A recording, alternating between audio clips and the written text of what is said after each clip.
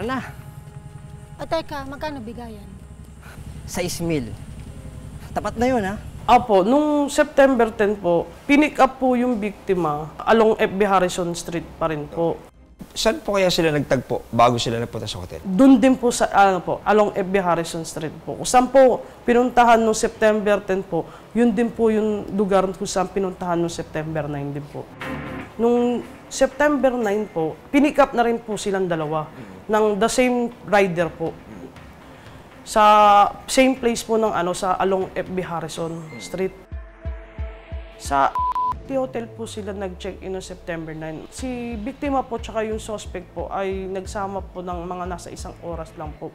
Base na rin po sa witness namin, sir, na si alias Karen po, sir. Yung partner po nung Erica nung September 9 at yung driver po nung September 10 ay isa lang po. Ayon sa mga investigador ng Pasay City Police, sa mismong pwesto roon nito tumayo ang biktima nang siya'y balikan ng 2 suspect mula roon sakay ng 2 motorsiklo.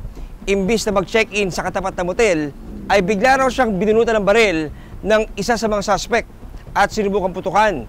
Pero ito'y nag-jam. Kaya nagkaroon ng pagkakataon ng ating biktima na tumakbo papunta rito. Ayaw!